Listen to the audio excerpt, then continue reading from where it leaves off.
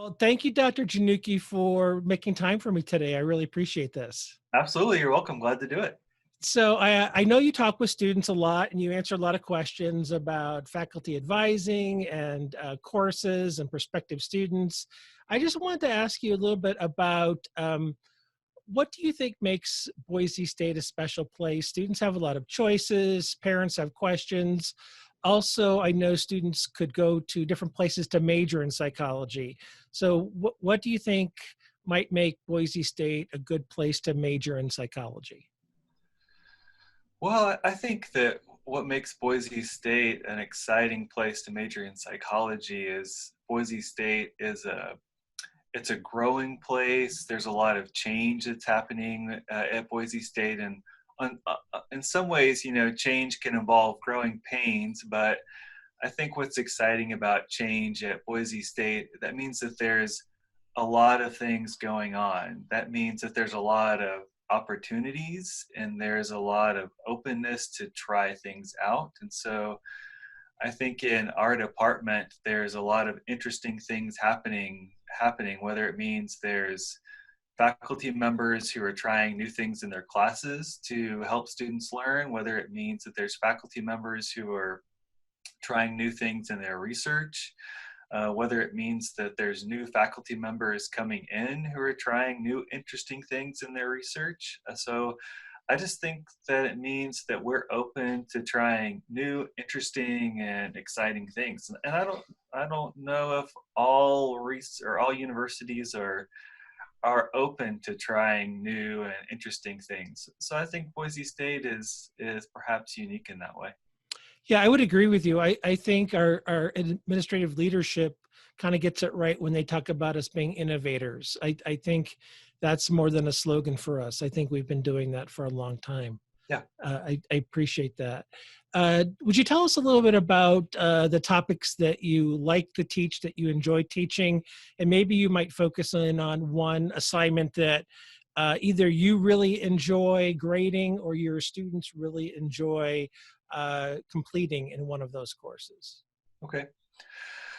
Well, my training is in clinical psych. I have a clinical background, and so I teach a counseling skills class and I teach a abnormal psych class. And one assignment that I really enjoy, that I focus a lot on in my abnormal psych class, is students have to write a paper that they really build up to, where they watch a movie and then they have to do a diagnostic exercise where they watch a movie character and they have to think through what would be the diagnosis for this movie character. And so first it's fun, right? Because they have to watch a movie and they have a big list to choose from. And so they get to choose a movie that's interesting to them. But they really have to think hard about what's going on with this individual. What are some of the factors, both whether it's in the person's family, whether it's the person's cultural background, just some kind of background variables that might be influencing this person's diagnosis. They have to go through and they have to think really hard about different types of diagnoses that might meet this person's symptoms that they're experiencing. And so they have to really think hard and write this paper. And so we build up to it. We practice a lot along the way to get to this paper. And so I really enjoy in the end seeing like the build up to that and the culmination of all the practice that we've done when we get to that paper in the end. And it sounds to me like those are, it's a nice application of real world skills. It's, you're watching, movies are obviously part of our everyday lives, and you're making a practical application of those things that you're learning in the classroom to something that some of them may very well be doing in their future. Absolutely. And a lot of students in that class are students that are going to healthcare settings. And so we talk a lot about, many of you are going to go into places where you'll have to think through diagnostically. And so let's practice some of these skills now that hopefully will benefit you later on when you go into a setting where you'll have to do this in real life. Thank you so much. And my last question for you, all of the full-time faculty members in the Department of Psychological Science are active researchers.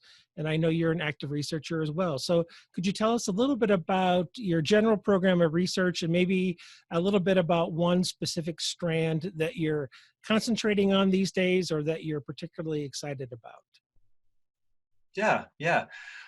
Historically, my work has been looking at depression in men and how men may not always present with symptoms of depression that we would always think about, maybe not always looking sad, down, and blue, but really I've always thought that would lead to a certain type of research that if we could recognize depression in men better, then that might help us recognize which men are more at risk for suicide, because that's a major issue with men. And so that's really what I'm focused on now is how might we recognize symptoms of depression in men better, and if we can do that, how might we help some of these guys that are more at risk for suicide. So my students and I have been thinking more about that now, of how might we be able to solve some of these major problems around suicide in guys.